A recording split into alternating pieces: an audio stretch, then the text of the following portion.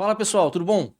Hoje a gente vai responder a seguinte pergunta. Cada quarta-feira a gente está respondendo aqui como é que se vende isso e esse isso sempre muda. Algum novo negócio, algum outro empreendedor. E hoje a gente vai falar sobre criatividade. Para falar sobre criatividade, convidamos aqui o pessoal da Balaclava, um estúdio de Floripa, que atende clientes gigantes no Brasil inteiro. Vans, Allianz Parque, Raider, Ambev. Os caras são foda. E eles vão falar pra gente, em tempos de inteligência artificial, como é que a gente mantém a criatividade como um artigo de luxo ainda, algo que faz a diferença tanto para o negócio deles, mas principalmente eles entregando diferencial para os clientes. Para isso, então, Rafael Lang e Faustinho, obrigado por terem vindo topar bater esse papo aqui. Temos uma série de perguntas para entender de vocês o que é a Balaclava, quem são os clientes de vocês e como que vocês trabalham esse produto, talvez cada vez mais raro ou disfarçado, que é a criatividade, né? Perfeito. Para começar, o que é a Balaclava para quem não conhece?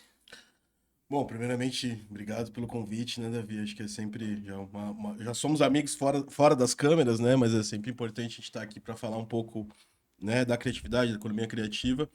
Mas tentando traduzir um pouco, Balaclava começou em 2012 como estúdio de design, tendo o design como a sua vertente principal e todos os seus desdobramentos. E hoje a gente brinca que ele é um grande laboratório cultural, que usa o design como metodologia, né? Mas hoje, basicamente, a gente trabalha com três grandes verticais: criação, design e produção cultural. Sempre aliado ao que a gente acredita, que é o nosso lema, que é a forma, função e ruído. Precisa ter uma forma, precisa ser esteticamente bonito, viável, palatável, mas precisa ter uma função, precisa ser funcional, precisa ser objetivo, né? Isso que a gente defende, design para todos. E o nosso tempero vem do ruído, né? Todo mundo, né, na teoria da comunicação, o ruído é visto como uma coisa não muito boa. A gente tenta usar o ruído e acho que com algum sucesso aí a gente usa ele como o tempero, como essa pimenta nesses projetos, nessa escolha, a nossa personalidade. Então eu entendo que a personalidade de Balaclava se traz, nós somos contratados para trazer esse ruído controlado, para que isso a gente consiga causar uma certa emoção ou uma certa, enfim, função, né, despertar algum desejo. Ou subversão, né? Exatamente. Cara, é interessante, porque vocês trabalham com clientes. Então, se uma agência de marketing hoje for bater na porta de alguns dos clientes que estão no portfólio de vocês, ele possa ter o ímpeto de querer se enquadrar e se formatar para poder não chocar. Cara, estou falando de uma Raider, uma Ambev, uma dessas grandes empresas.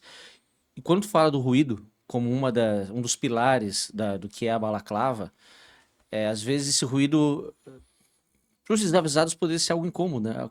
Como é que tu chega num cliente grande, que vocês conseguem bater na porta desse cara e falar, "Não, eu sou a agência certa para te atender, eu tenho o ecossistema certo que vai entregar a comunicação que tu precisa para fazer o barulho certo, né?" Com certeza. Não sei se o Rafa quer comentar, mas eu entendo que com a gente existe um fluxo muito atípico. Geralmente os clientes nos procuram. Justamente pelo ruído que a gente provoca. Uhum. E o ruído, principalmente, a gente entende que o quê? A cultura reverbera nas vendas. Então, enquanto houver cultura, vai ter alavancagem de venda. Então, a gente entende que o quê? Se a gente mexe na cultura, né? E aí, quando eu tô falando da cultura, a gente vem muito da rua. Então, tudo que permeia a rua nos interessa, seja o skate, seja o basquete, seja a música, né? O punk rock, o hip hop, o rap, enfim. Mas tudo que bebe dessa fonte nos interessa. E eu entendo que os nossos clientes, eles vão para esse mesmo lugar. Então, a gente permanecendo ativo, fazendo os nossos projetos, nos posicionando, eles acabam vindo para a gente justamente por sermos diferentes, para a gente ter uma identidade própria. E acho que com os anos foram passando, a gente foi entendendo que isso é a nossa característica. Isso é a gente sempre brinca, né, é o nosso superpoder. E, Né? é desse lado que eles normalmente procuram a gente. Né? Eles não esperam da gente. O Faustinho sempre usa uma frase que é interessante, que toda vez que a gente cria alguma coisa, a gente fala, cara, não pode ser a primeira página do Google. Então, a primeira página do Google a gente joga fora. Daí a gente vai para a segunda. Então, a gente sempre provoca o cliente num lugar que ele não está esperando. E isso é que faz a diferença. E às vezes não é aprovada, de fato, Sim. mas mostra porque a gente veio. Aí pensando quando vocês executam, legal esse ponto. Fez lá um puta trabalho, botou tua equipe para pensar e criar uma arte, uma comunicação e o cliente não aprova. Como que é isso para vocês? Se ele não aprova e quer o oposto, tá? Pô, não gostei desse ruído, eu quero outro. Vocês vão fazer do jeito que ele quer, vocês vão falar assim, cara, talvez eu não seja a agência certa para ti. Eu acho que Já aconteceu, já já aconteceu dos dois Já lados. aconteceu as duas coisas, assim, de se adaptar. Obviamente, tudo isso previsto em contrato, né? O número de alterações, isso é bem importante para os criativos que estão nos vendo, né? Registrar tudo e ter isso, né? Numa minuta que seja de contrato, mas Senão vira um trabalho eterno, né? exatamente, o famoso job Highlander, né? É. Ele sempre volta, né? Então, e a gente já teve as duas ocasiões, já teve as duas situações, cara, de a gente conseguir se adaptar e muitos projetos foram comprados e foram engavetados. Então a gente tem um histórico bem. Por quê? O cliente gostou, mas ele falou, cara, agora eu não tenho coragem. Agora Não não tô dá. no momento Então, ainda. assim, exatamente, desde Casa Noturna, aqui da própria Florianópolis, que falou, tá sensacional, vou comprar isso que em algum momento eu vou fazer, talvez não seja a hora. Uhum. Então, o Balaclava, ele sempre tentou trazer esse frescor, né?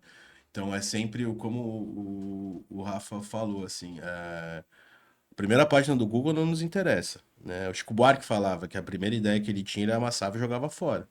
Só que, geralmente, essa primeira ideia, ela dá a estrutura para você subverter a segunda, Uhum. né? Então, o que a gente tem como lema ali é, cara, está todo mundo fazendo, vamos por um outro caminho, vamos pensar em outra coisa, né? Então, eu acho que tudo isso é base de diálogo. O combinado não sai caro, né? Cara, e vocês. Eu conheço o trabalho da Balaclava desde 2015, mais ou menos, um pouco antes, quando fez algumas coleções da Liverpool. Uhum. E depois eu fui cliente de vocês. E essa questão da criatividade, de pegar o coloquial, o cotidiano e repaginar, sempre foi muito característico, né? Hoje em dia, todo mundo. Pô, antigamente tinha que ter alguém que soubesse mexer em Photoshop para poder Uhum. fazer uma edição. Hoje tem uma IA que vai e faz melhor do que o cara que fazia no Uhum. Photoshop. Como que essa tecnologia hoje entra no dia a dia de vocês? Existe um grau que ela é concorrente ou para vocês não? Ela é só uma ferramenta de trabalho que acelera e no final das contas tem que saber usar para. Cara, eu acho que tem as duas vertentes, assim, né? Eu acho que para os trabalhos de entrada, sim, com certeza, é uma concorrente. Por quê?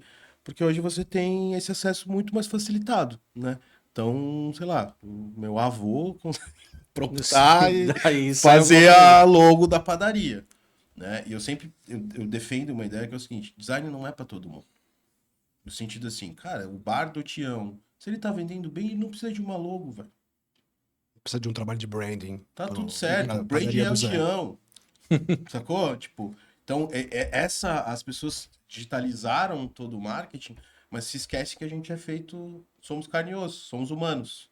Então, muitas vezes esse marketing é suficiente. O cara que é dono de uma padaria no interior, ele não vai precisar de um grande caderno, um branding book, Não, às vezes o básico bem feito para ele vai funcionar.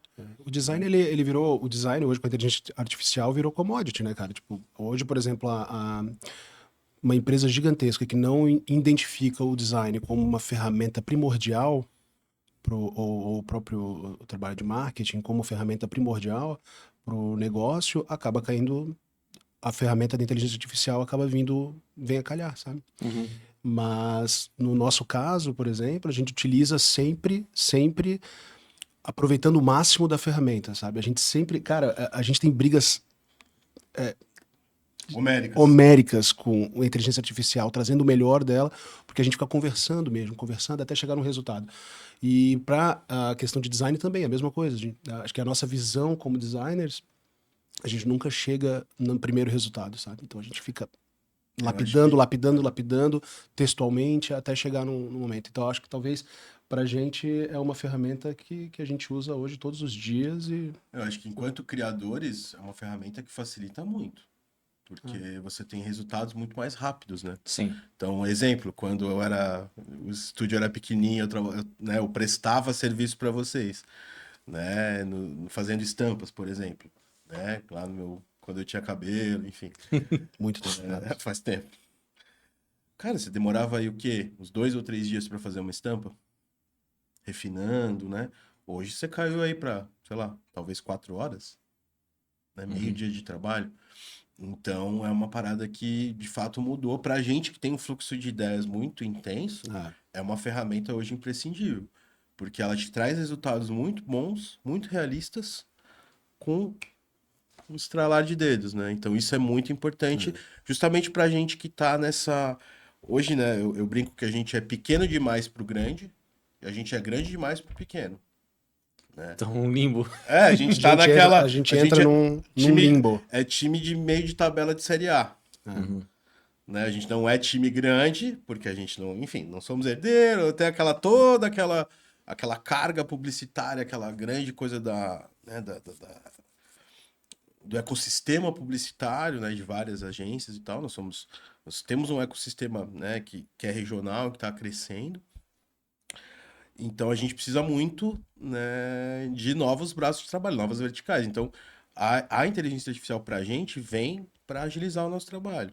Obviamente que esses trabalhos de entrada, hoje em dia, hoje não é nem nosso público, né? A gente nem tem muito pedido de orçamento de proposta nesse sentido. Mas para a gente que está jogando nesses trabalhos, né, que são médio, grandes, é muito importante, cara, porque ajuda muito, né, nessa troca, nessa agilidade. Cara, o Então, que eu percebo de muito diferente na tocada de vocês é a questão do lado cultural. Esse braço cultural de eventos, de movimentar.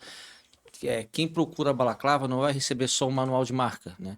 Ele vai receber uma possibilidade de ativação de marca que talvez outra agência não vai entregar com a mesma propriedade ou criatividade mesmo. O trabalho que vocês fizeram recentemente na Vans é fora de série, né? Em que momento vocês perceberam que não somos só um estúdio de design, a gente tem algo a mais, a gente tem um pé na rua, como tu falou, a gente tem um contato com a música, com o grafite, com o skate, que nos permite fazer do design algo além do que tem sido posto até agora. Eu vou ser sincero, Davi, em relação a isso. Há 2 anos atrás sentou eu, Davi, Dani na época, e a gente estava tentando entender o que era o Balaclava. E por mais óbvio que parecesse para as pessoas quando enxergam a gente não conseguia se enxergar. Porque a gente era um estúdio de design, mas também que fazia outras coisas, mas também trabalhava com a parte cultural, mas que fazia festa, e no fim das contas, quando tu juntava tudo, pra gente não fazia sentido. Então a gente começou a pensar muito sobre isso. E a gente começou a identificar que a Balaclava ela é ponte mesmo. E ela é ponte da rua com os clientes. Quando as pessoas entram em contato com a gente, quando os clientes grandes entram em contato com a gente, eles querem um pouco do nosso suco, né? Eles querem ter um pouco da rua no negócio deles. Eles querem, de certa forma, um pouco do tempero né? do street. né, eu acho que assim, a gente está indo para um lugar, né, como a gente falou da digitalização, né, do marketing quanto das marcas, que eu acho que o nosso maior ativo são as relações. Né? Então, o Balaclava, ele sempre teve... assim, a gente tentou executar o que a gente aprendeu em casa, né? Então a gente tenta receber bem as pessoas. Então a gente tinha alguns eventos, tanto a nossa festa, a B-Box, quanto o nosso Summit, a Semana Balaclava. Então a gente acabou trazendo muita gente para perto, né? E tratando essas pessoas da maneira como a gente gostaria de ser tratado. E eu acho que nada é nada é um grande diferencial pra gente, no sentido de que hoje as marcas nos procuram justamente para fazer isso que o Rafa falou, essas conexões. E essas conexões são de pessoas para pessoas, marcas com marcas. Então a gente consegue costurar, né, essas parcerias e contar essas histórias, né? Então acho que hoje é muito sobre isso, né? Você ressaltou o trabalho da Vans. A primeira coisa que a gente identificou ali com o Vans é, cara, vamos falar com o core. Tem muita gente que anda de skate, tem muita gente que sabe a história dessa marca, né? Então, e é uma questão que é muito comum, principalmente em grandes marcas, porque, cara, quando você tá falando de corporações, o distanciamento vai acontecer, Sim. né? Então, quanto maior a empresa, maior o afastamento, né? Você já está falando né, de outras empresas, né, envolvidas, né, licenciamento. Então, é uma coisa muito complexa e isso é muito importante, né? A marca se relacionar com os seus clientes, com os seus consumidores, né? E esse papo direto, acho que é um atalho que o Balaclava foi conseguindo, né, durante os anos, né? Durante esses 13 anos aí de existência. Eu acho que não é nada criado de ontem para Sim. hoje, né? Então foi, acho que uma sequência, né? Tanto de projetos proprietários quanto projetos bem entregues, parcerias bem feitas, que acho que nos trouxe É. até aqui hoje para trocar uma ideia de um outro lugar, né? Porque a gente começou enquanto designer e hoje a gente basicamente é uma holding de economia criativa, né? A gente fala muito sobre comunidade, né, cara? Então, eu acho que a Balaclava, ela conversa muito com comunidades. E comunidades de todos os tipos. A Vans identificou isso, né? E outros clientes identificaram isso também. Então, a gente consegue facilmente andar nessas comunidades e criar coisas para esses clientes, né? Falar a E, língua que falar a língua que... né? Que eu acho que tem um pouco a ver com esse gancho das vendas, né? Porque se você não fala apropriadamente com quem você quer vender, né, você vai falar com quem? Sim. Então, e é uma coisa que pra gente é muito recente, porque a gente veio de uma época que não existia rede social, né? Então, eu vim, né? Eu sou do interior de Santa Catarina, e o que eu aprendi em casa é o boca a boca. Faça seu trabalho, né? Uhum. Então, que aquilo ali vai gerar oportunidades. Isso funciona, mas funciona até Até uma página, né? Até exatamente, até um determinado certo ponto. É a momento. página E 1. agora, como a gente brincou que a gente é time de.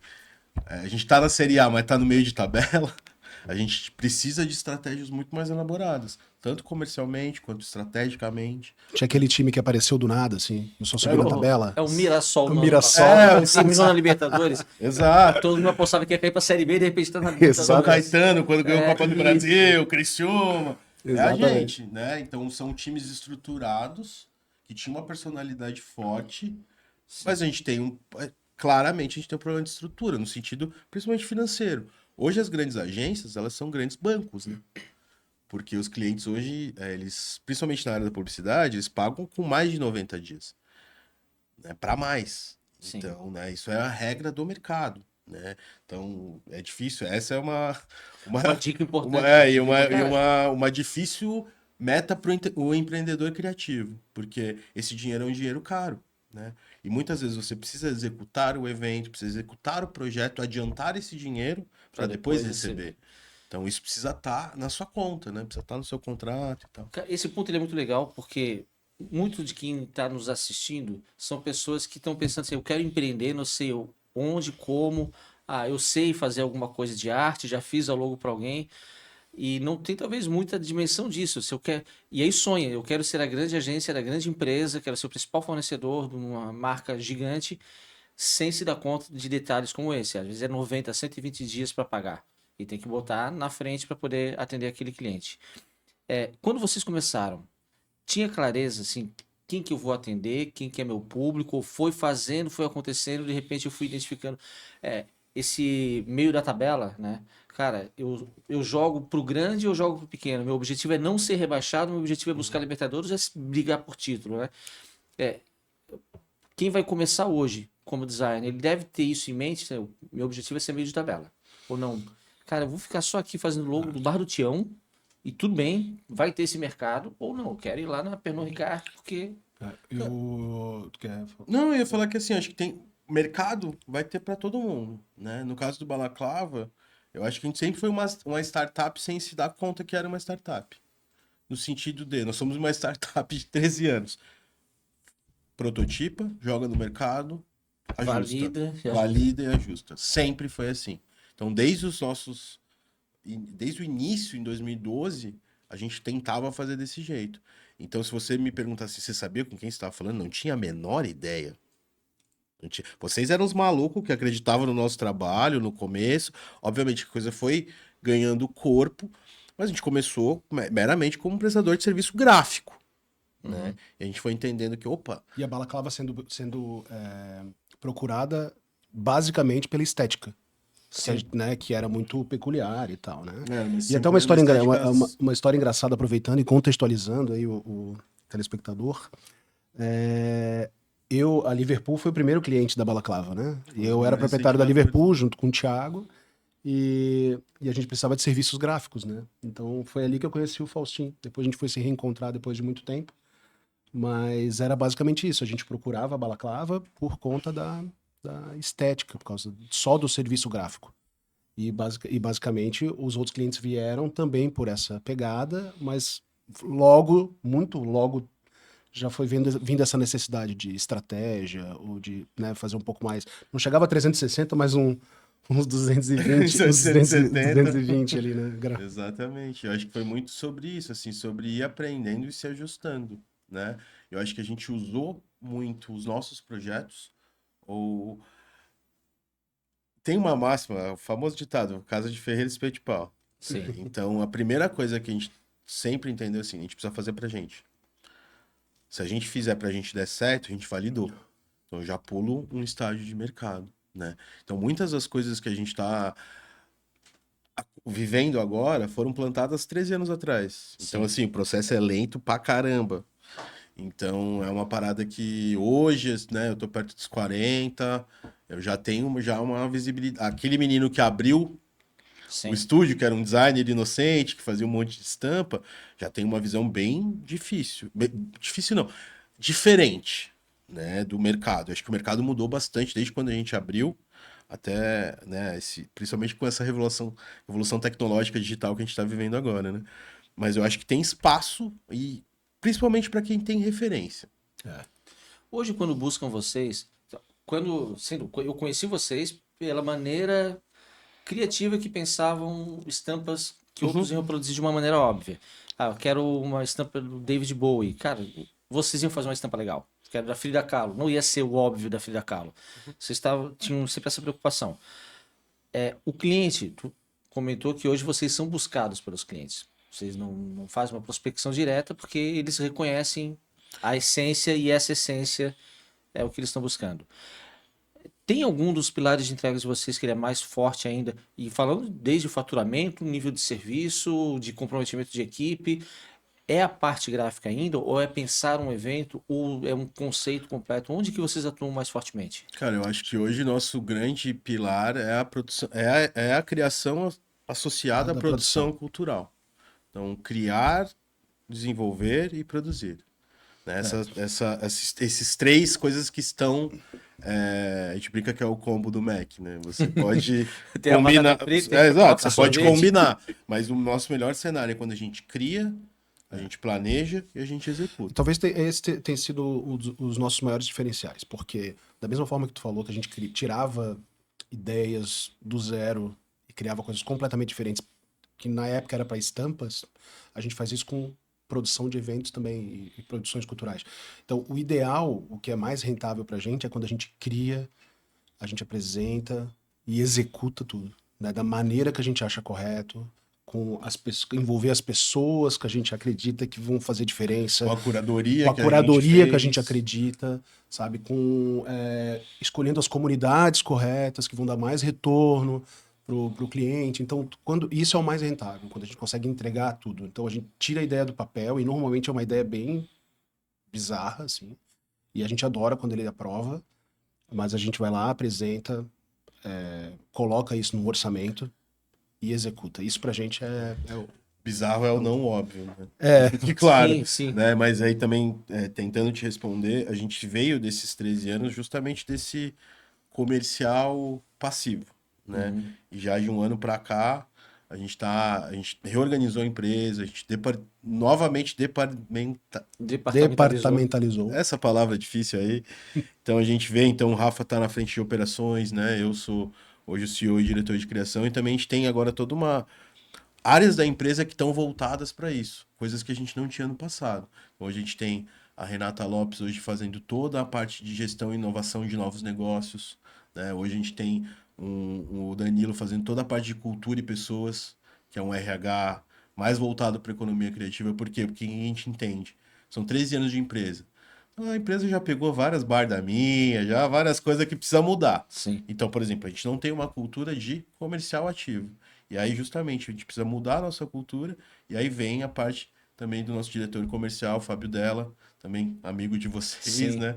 Que hoje faz toda essa parte executiva, né? Então eu e o Rafa, a gente tem muito o tico e teco da criação e da operação, da produção, de fazer as coisas E tem acontecerem. outros tentáculos ali. E a gente tem essas pessoas dando todo esse suporte, cara, porque hoje a gente tem uma operação cara, né? Uma operação grande. Então a gente é meio low profile, não fala muito, a gente não é muito em rede social, mas hoje a gente atende muitos clientes grandes, né? Sim. Não somente no Brasil, né? Então a gente precisa ter uma estrutura hoje que é diferente, né? Não é mais 5 guri que faziam Sim. estampa, né? outro- Então outra é uma proporção. outra. Tanto que hoje me perguntam quem é a pessoa mais criativa da empresa, eu sempre respondo que é a contadora. E precisa de um exercício Né? criativo. Porque ela teve que se adaptar, a gente mudou de negócio, então ela foi, né? A gente tem uma outra vertical ali que a gente tem projetos proprietários que são incentivados via lei, Sim, então isso precisa de uma idoneidade, sim. né? Uma transparência. Transparência absurda. Absurda, né? A gente está tratando de um dinheiro público, de Sim. verba de lei de incentivo, né? Então a gente tenta, e aí justamente esse pilar da cultura, entendendo que cultura é parada que vai permanecer. Então a gente sempre apostou nisso, né? Nosso Summit aí já tem mais de 7 edições, nossa festa já tem mais de 12 anos, mas justamente entendendo que a cultura faz com que as coisas prosperem, né? E daquilo ali você tira esse brand mais efetivo, você tem uma criação de comunidade, um laço muito mais forte. Né? Foi engraçado porque na Semana Balaclava, que é o summit que ele citou, a gente fez em 3 dias, né? Dentro da Maratona Cultural. E foram 3 dias com uma seleção, uma curadoria completamente diferente uma da outra, mas no final, até estava conversando com o Faustino, no final, falei assim, cara, é muito engraçado que era um primeiro dia do tipo de pessoa, no segundo outro, no terceiro outro, mas todos eles comunicavam com a balaclava. Então a gente fez sentido pra gente, a comunidade que eu estava falando antes. Então, cara, foi muito legal. Assim, foi a primeira vez também que a gente viu a nossa marca de fato aparecendo como produto, assim, sabe? Sim. Como produto, assim, na cabeça das pessoas através de boné, camiseta, no palco, sabe? Foi a primeira vez que a gente falou assim, cara, isso funciona de verdade. Ali tem Legal. um propósito que seja interessante. Deixa eu fazer uma pergunta no linha aqui. Essa curiosidade, e é a curiosidade que eu estava conversando com a minha esposa um dia desses à noite, a gente lá trocando ideia, vimos uma campanha específica. Vocês sentam para negociar e apresentar. Tu falou, tem projetos que Casa Noturna que adorou o projeto, falou, pô, vou comprar, mas não é para agora. Não é pra... Às vezes eu vejo campanhas que eu penso, será que não tem dentro dessa empresa um departamento de vai dar merda? Porque assim, o cara apresenta todo um conceito, fala, cara, isso vai dar merda. Porque assim, vai dar barulho, vai dar ibope, vai dar tudo, só que vai dar problema. Mas vai dar merda. Vai dar merda. E vocês têm o ruído como um pilar. Uhum. O ruído controlado, o ruído Isso. administrado. Quando vocês sentam para negociar com uma grande empresa, quem é o interlocutor? Vocês falam que é o cara do marketing, é o CEO? Com quem vocês falam? Geralmente são duas respostas diretas. Sempre o coordenador gerente de marketing. O marketing sempre está envolvido. E geralmente o dono da empresa, o CEO, a pessoa. São as duas pessoas que estão sempre nessa negociação. Né? E, porventura, dependendo do tamanho, né, da campanha ou do projeto, departamentos jurídicos. Né? Então hoje você pega. Enfim, não vou citar nomes, mas né, grandes companhias todas precisam passar pelo jurídico. Né? Não é necessariamente um jurídico que é respeitado sempre, né? Mas ele sempre passa. Então sai da gente o contrato, isso é estipulado. E aí, tentando te responder sobre o departamento que vai dar merda, não, a grande maioria das empresas não tem. Por isso que dá muita merda. E eles fazem na emoção que eles aprovam? Cara, acho que depende. Por exemplo, a gente tem um amigo que é o Zig, né? Que trabalha na antiga Soco, que agora acho que é droga. Acho que mudou, né? Droga alguma coisa. E ele lida com campanhas gigantescas Sim. e principalmente campanhas virais. Itaú, Eu acredito. Guarana Antártica, né? O cara Coisa foda. absurda, o Zig tá voando. Mas eu acredito, e posso estar falando aqui, é só uma opinião e tal, que acho que tem um risco controlado, assim, tipo, vai dar merda? Vai. Mas até que ponto? Né? Até quando É a o gente Burger consegue King colocar o Kid Bengala. É. Cara, a gente Não, mas- sabe que vai dar barulho, sabe que vai ter Vai gente dar chiando, problema, berrando. vai ter. A Exato. Fernanda Torres falando da Da Havaiana? Havaiana. Sim. Porque as pessoas falam, será que eles pensaram nisso? Porra, não é possível. Claro que é possível, né? Não, eu acho que tem diversas maneiras, né? Tem várias coisas, por exemplo, eu me lembrei agora de um caso da escola no carnaval. Tipo, que foi uma campanha, sei lá, acho que era deixa o não em casa. Tipo, isso aí completamente equivocado. Então, Sim. não acho que teve alguém Nesse caso, minimamente. Achou que seria uma boa ideia. Exato, boa assim, ideia. minimamente ponderado pra falar: olha, queridão, acho que não é uma. Pelo contrário, tem outras coisas, por exemplo, agora eu me lembrei. Bom, né, vamos. Agora, já que estamos falando, vamos falar. Vamos botar no Mas, por ventilador. exemplo, aquela situação que rolou agora do Spaten Fight Night, que deu a confusão lá com o Popó e com... Sim. Pô, o Burger King foi o maior vencedor dessa luta. Cara, Total. O Genial. Burger King foi extremamente ele oportunista. e todos os patrocinadores, né? Porque o que ficou em evidência... Total. Assim, a Spaten gastou uma grana e, na verdade, quem fez a campanha brilhante foi o o Burger Burger King King. no final. Que Sim. aproveitou, usou o sarcasmo e o humor como uma... Lógico. então- Acabou a luta, provavelmente alguém, Nossa, alguém da alguém do- agência já ligou para ó, tem uma oportunidade aí, capitão. Abre o bolso que vai valer a pena. Exato, então eu acho que a gente tenta, assim, uma das vertentes do Balaclava é justamente a subversão, né? Tem muitos clientes que estão dispostos A bancar. a bancar, tem alguns que não. Então, depende muito da característica da empresa, do risco que quer assumir. Então, por exemplo, no caso das Havaianas ali, eu acho que sim, eles sabiam exatamente o que Sabia eles o estavam barulho que ia dar. fazendo, e eu acho que, no final das contas, eu acho que eles ganharam um dinheirinho aí legal fazendo o que fizeram, né? Mas a minha curiosidade é assim, o caso da escola que tu citou. Uhum. Uma campanha que se a gente conversa aqui num boteco, nós três, não, isso aqui não é uma campanha que vale levar para frente. Alguém numa agência pensou nessa campanha, que foi para alguém dentro da empresa, que foi para outro alguém e todo mundo achou bom, achou que valeria a pena aquilo. É, aí que eu falo, cadê a pessoa do vai na merda? Não, eu acho que isso aí reflete um pouco da estrutura publicitária no Brasil, né? Como? No sentido assim, se alguém mandou essa campanha ir para frente, uma campanha machista, misógina, porque alguém tinha esses valores ali dentro. Sim, e achou que aquilo E aí era... era de Seria bom tom, Era de bom Aham. tom, pertinente. né? e Isso avançou. E Qualquer aí, coisa contrária seria mimimi. exatamente, e alguém lá com a caneta na mão falou: não, fulano aprovou, então tudo bem, tá aprovado. E aí lança e dá merda. Exemplo, não sei se chegaram a ver, já que estamos falando, vamos nessa. Vamos lá, vamos soltar. Amarelo, do Emicida. Clássica. Balduco queria fazer uma campanha final, ano 2024, talvez, Acho que utilizando, não lembro quantos anos de marca, mas o amarelo como conceito. E obviamente que a obra mais conhecida nos últimos tempos que liga Tem. com o amarelo é o amarelo do Emicida. Uhum. Tentaram comprar os direitos e fazer uma participação e tudo mais.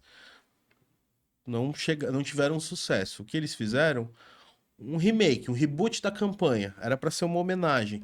Mas essa homenagem foi um plágio. Por quê? Porque a mesma letra, a mesma tipografia foi usada, ritmos muito parecidos. Então rolou uma apropriação. Uhum. Saiu muito mais caro eles não terem pagado o Emicida da maneira correta. Mas por que eles não quiseram pagar? Porque eles acharam que talvez Ia eles não... passar batido. ia passar batido. E hoje em dia, né, não precisamos ir muito longe. A repercussão que o caso do cachorro-orelha está tendo, né, aqui No mundo, né? no mundo, exatamente, né? Trend Topics do Twitter, né? Então, meu ponto é, hoje as marcas estão muito mais expostas. E esse departamento de vai dar merda, ele precisa ser muito bem calibrado, porque tem muita coisa acontecendo que muitas vezes as pessoas estão simplesmente subestimando. E isso pode dar uma merda Bem grande. bem grande, exatamente. Não dá pra subestimar mais as coisas, né? Não, principalmente no mercado.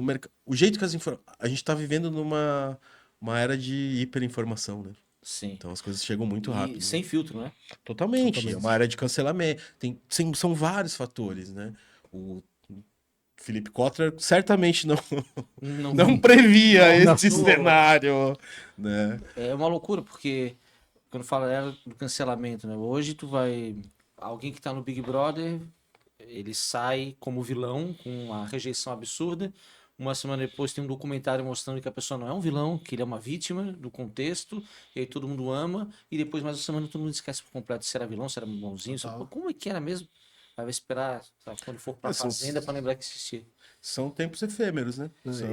Eu fico imaginando eles lá dentro, né, cara? Porque eles não sabem como eles vão sair, né? Se é alguma coisa que, sei lá, tipo, escovou o dente errado, ou falou alguma coisa, Não, eu acho que isso vai. A gente tá não vivendo sabe mais como um sai. Big Brother de marcas, na verdade, né? É. De empresas e corporações. Agora, ontem foi. Já vou pra polêmica. Revelado mais um pedaço do Epstein Files, né?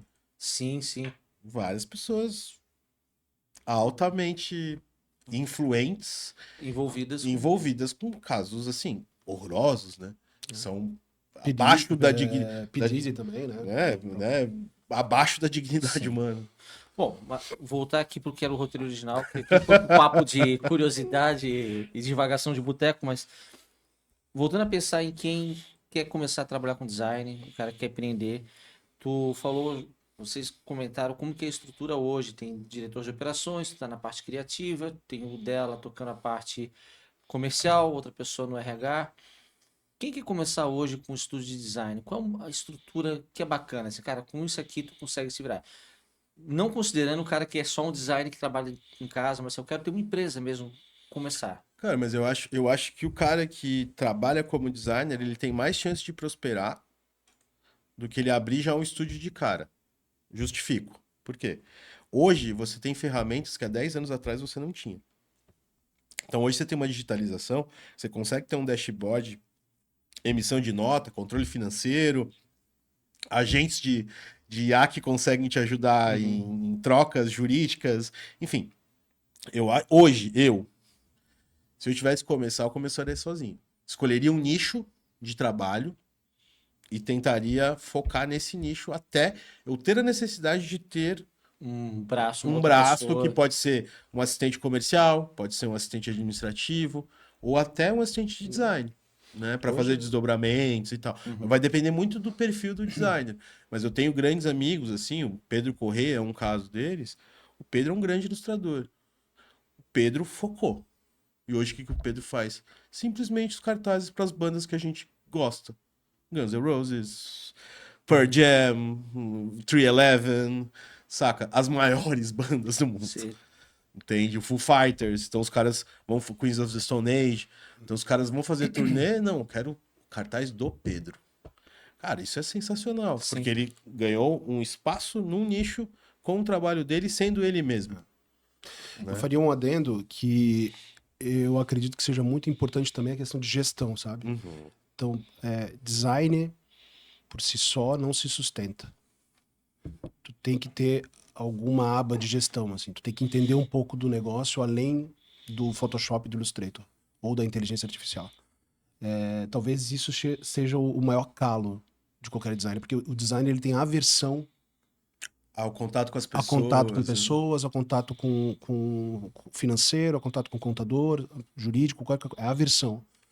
E no início, hoje a minha sugestão seria tentar fazer uma comunhão dessas coisas, sabe? Eu acho que tem uma parada que é muito, principalmente para todo mundo que trabalha com economia criativa, que é o seguinte: o que é arte, o que é a sua profissão?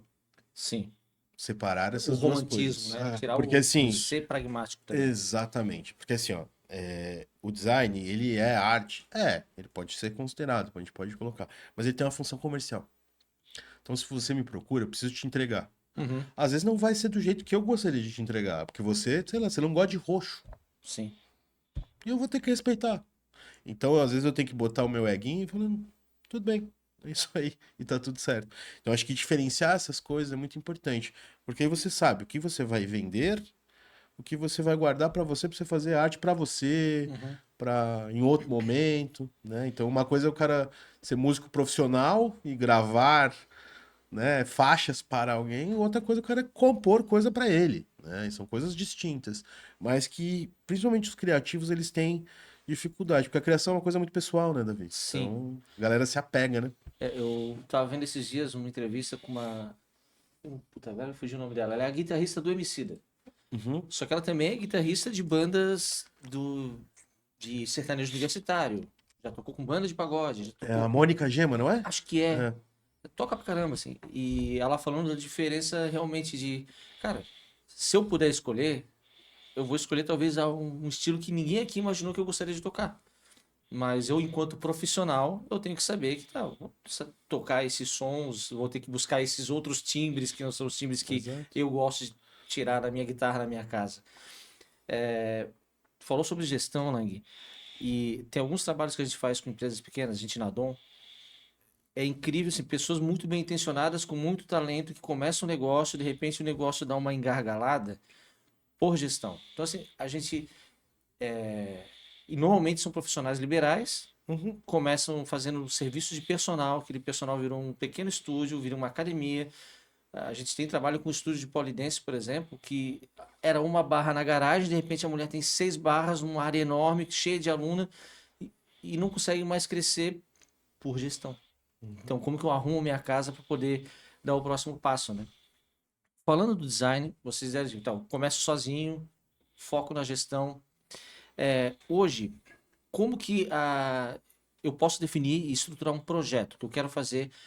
Qual é o beabá para o cara que quer ser um designer? Como que eu faço um briefing? Eu primeiro converso com eu apresento a proposta. Tu comentou no início, cara, o contrato tem que deixar claro quantas entregas, quantas vezes tu pode refazer uma entrega, Total. né, para não virar escravo eterno, Uhum. né? Trabalho Highlander. Então, o que seria um beabá num projeto de design? Antes de tu falar, deixa eu só vou contextualizar o que tu precisa falar. Pode ser? Pode ser. Não fala besteira. Não, porque eu Censurado. quero que ele fale uma coisa muito importante que é a balaclava, cara, que funciona sempre em qualquer cliente e não existe a possibilidade de não passar por esse fio condutor que é o método balaclava. Sabe? Daí eu queria que tu falasse um pouco sobre isso, porque isso vai contextualizar a pergunta dele. Assim, né? Boa, eu tava esquecendo já. A memória não é meu forte.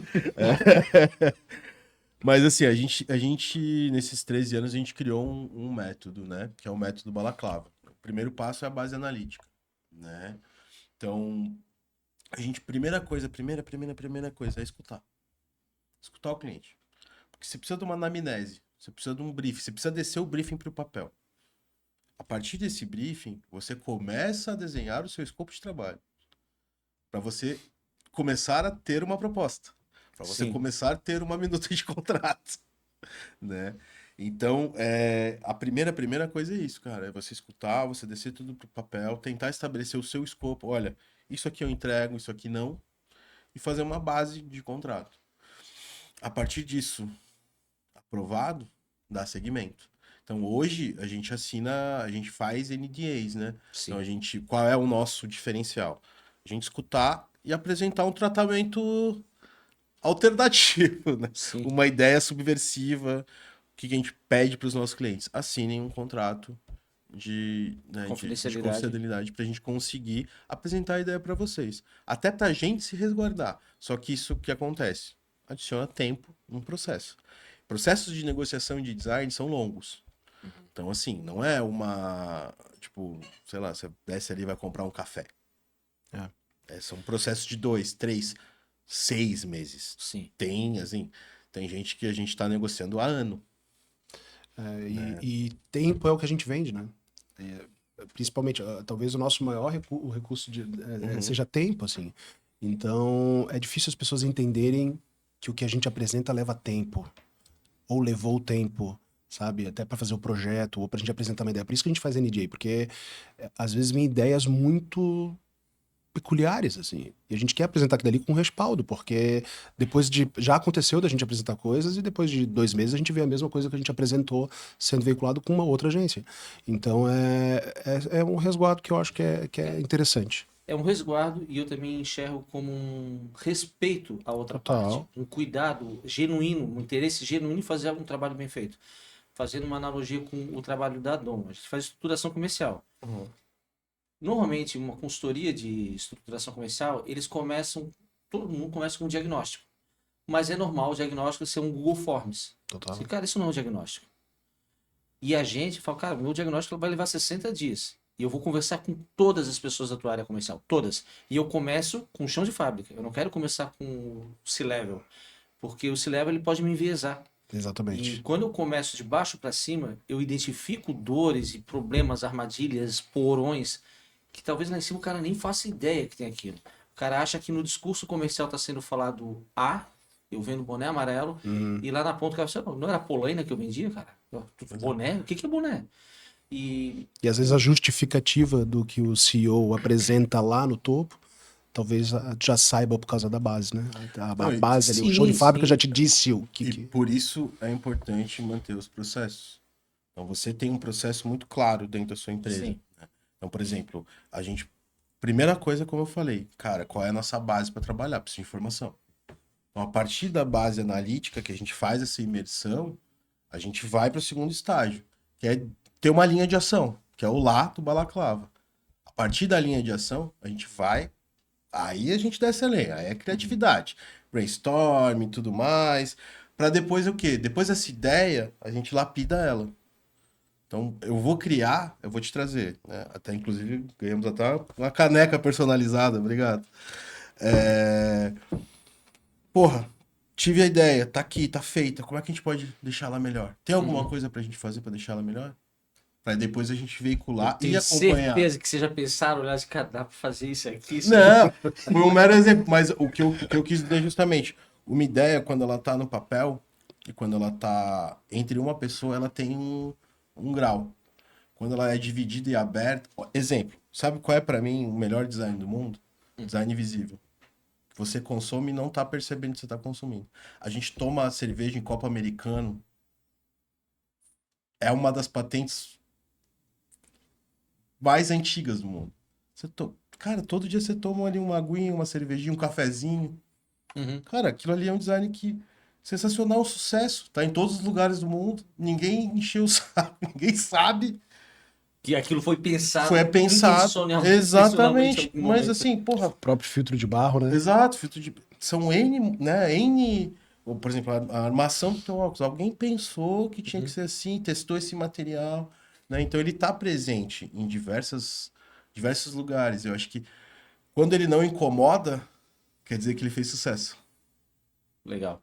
Né? Então, tipo, porra, a caneca não me incomodou, cara. Tem tudo aqui, ó. Consigo pegar, tá perfeito. Tem teu nome. Tem meu nome, eu sei que é minha. Sim. Né? Então ela cumpriu a sua forma, a função, e aí você colocou o seu tempero, que tá personalizado. Botou o ruído. Então a gente entende, né, os projetos dessa maneira.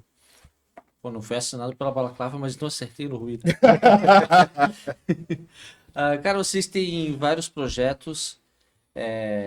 Existe limite hoje de clientes que vocês não contam? Ou se for chegando, vocês têm capacidade de expandir a equipe de vocês? Eu quero fazer uma semana Balaclava aqui, a Maratona Cultural em Florianópolis, em Joinville, em Manaus, em São Paulo. Qual é a capacidade de entrega que o estúdio de vocês tem hoje? Cara, hoje a gente consegue se organizar e crescer exponencialmente, assim, mas foi um processo muito demorado, porque a gente precisou organizar. Sim. Então é tipo banda, se a cozinha não tá bem organizada, se o batera não tá alinhado, o baixista tá tocando no tempo A errado. analogia é boa. A gente montou uma banda e essa banda toca de acordo com o projeto.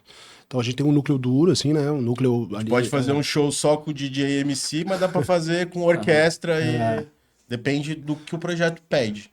Né? Tem projetos que, cara, dependendo, envolve mais de 50 pessoas direto e indiretamente. Principalmente produção, né?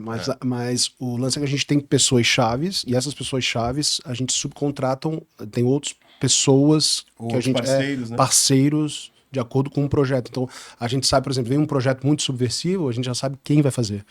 Né? Então a gente achou essa maneira mais fácil para a gente poder ter mais liberdade criativa, assim.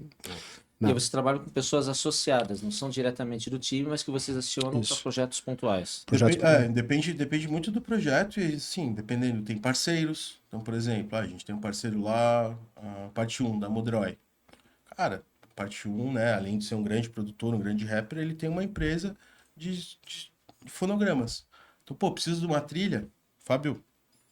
Ele me manda o catálogo, a gente faz a compra da trilha pro vídeo. Então, não, tem um parceiro do vídeo. É um outro estúdio. Legal. Então a gente depende muito, e assim, como o Rafa falou, depende do que o projeto pede, né? Então, para um projeto X, eu preciso de uma formação de equipe Y, né? E vice-versa. Você vai ter um tipo de câmera, você vai ter um tipo de vídeo, um tipo de designer, Sim. A maneira que a gente trabalha, a gente. Por que a gente pensou dessa forma? Porque parece muito terceirizar, né? Já tá terceirizando o serviço. Mas não, a Balaclava, a gente é muito específico para terceirizar de qualquer forma. Então a gente tem uma série de parceiros para cada um dos projetos.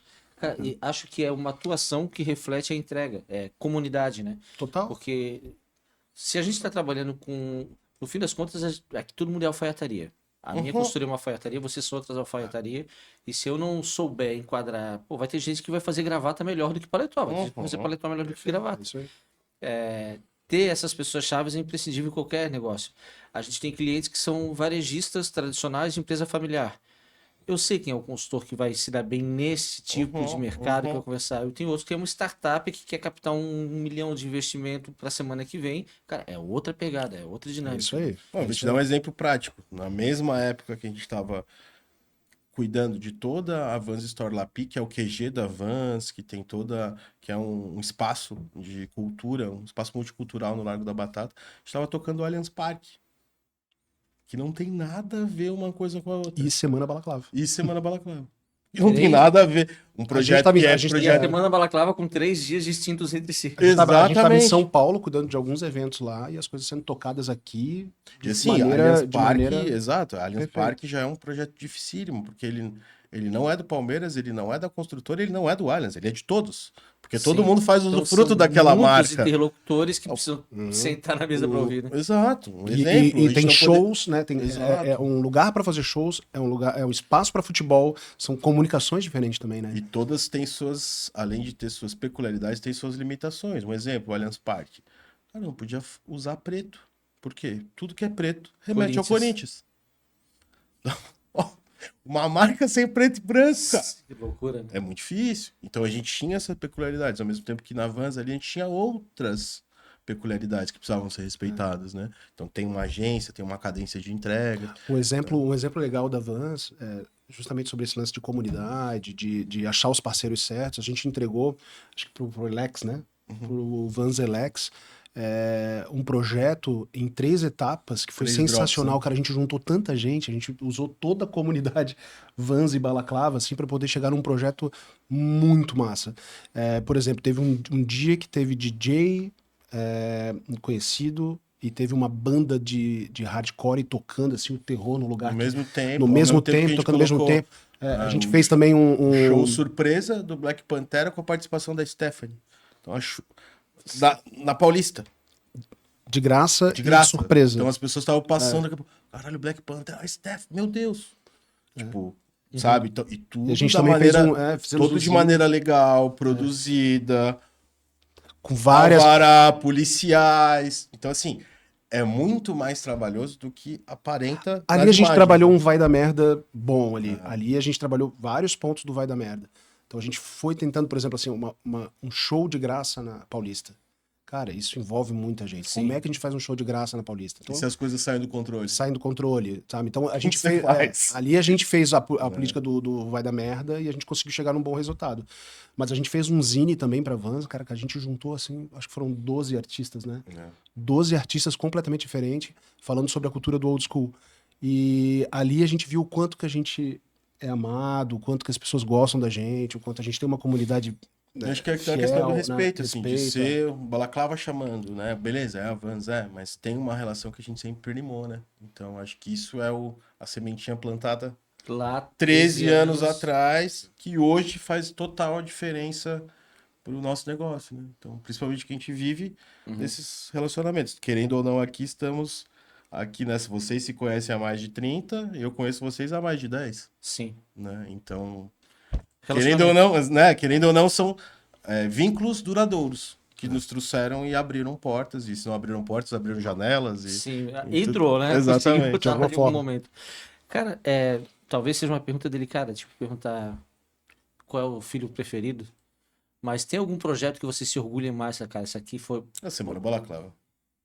Semana fácil, Balaclava então, não pode- é a coisa mais Sem nem legal que a gente pensar. já fez, cara. Assim, você vê, você poder, né, até agradecer o espaço também da Maratona Cultural, né? A gente já tem uma parceria de longa data, mas o que a gente fez ano passado, pô, cara, pra mim mudou minha vida, assim, você poder colocar duas bandas locais, né, o Dirty Grills, a Budang, tocando abrindo pro Dead Fish, que pra mim é uma das maiores bandas nacionais em atividade, você vê ali amigos com seus filhos, sabe? A galera se jogando e ao mesmo tempo assim, cara, que massa, é um caos organizado, é uma raiva organizada através da cultura, através da música.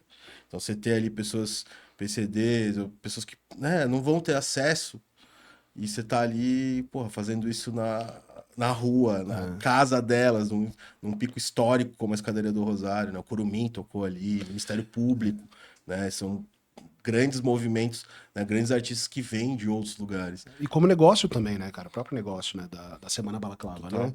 Então, por ter sido em edital, pra gente ter feito as coisas da maneira correta, de ser um negócio rentável, mas uma coisa que traz pra cidade, sabe? Da gente fazer Totalmente gratuito. totalmente gratuito, Acesso à altamente cultura, né? organizado, Então, sabe? Então foi assim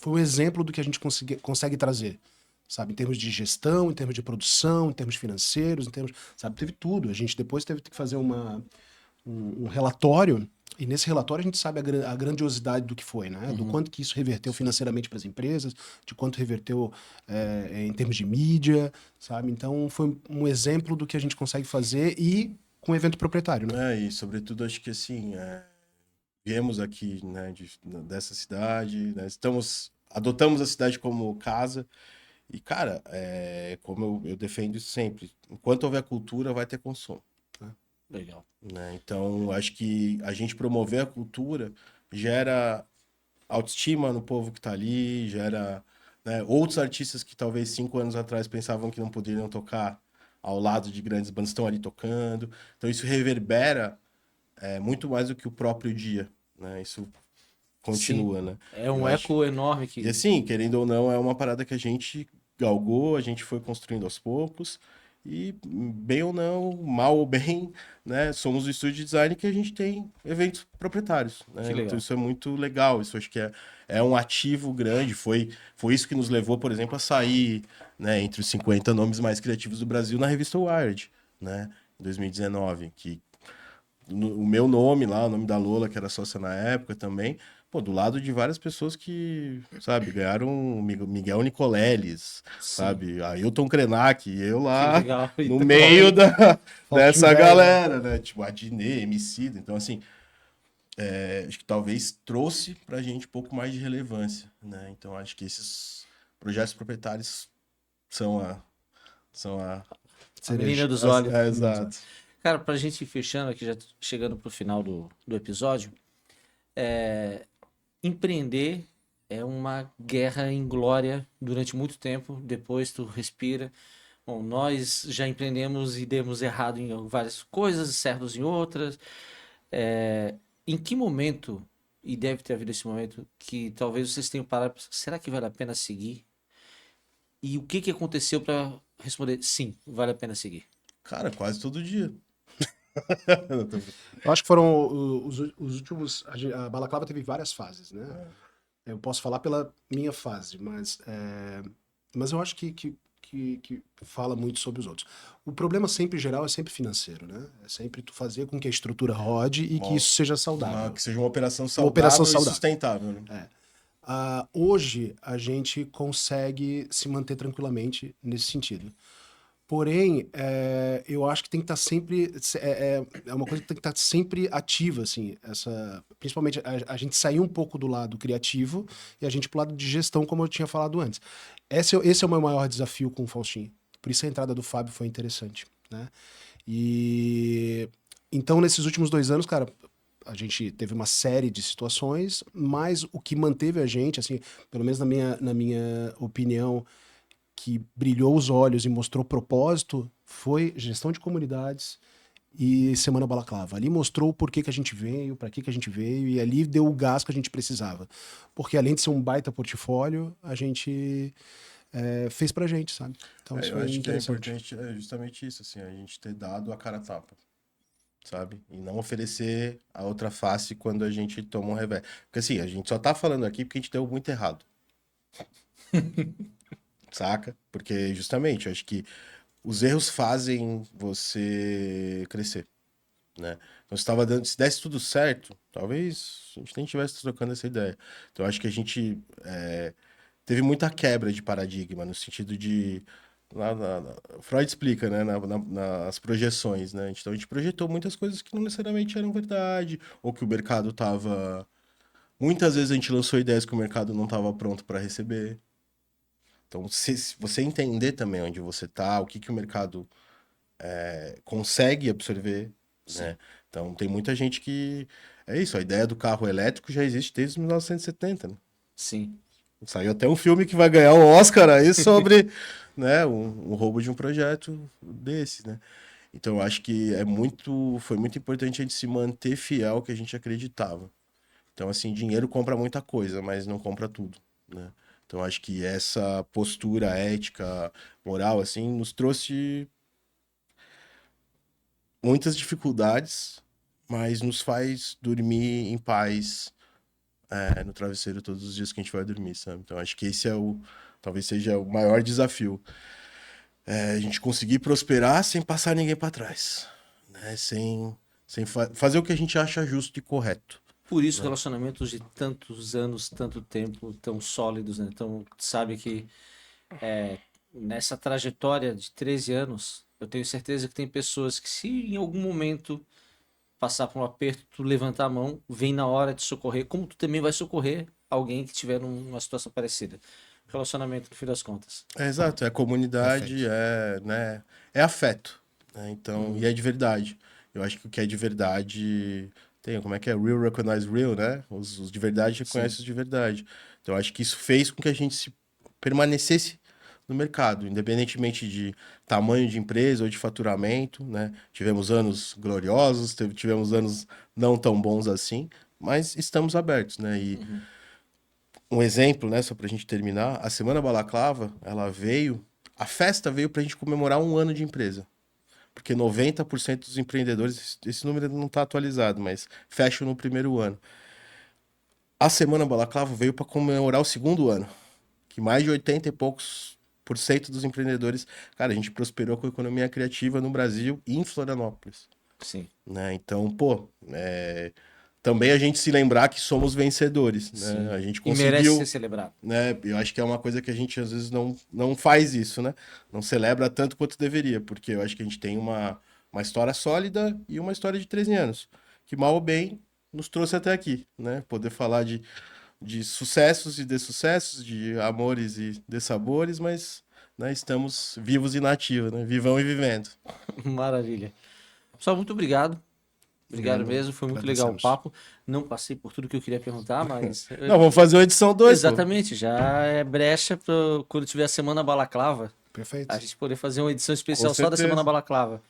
Obrigado mesmo, a gente vai deixar aqui na descrição do vídeo todos os links, acessos, redes para poder conectar e conhecer um pouco mais do trabalho da Balaclava. Muito obrigado. Quarta-feira que vem a gente está de novo aqui com outro episódio. Valeu!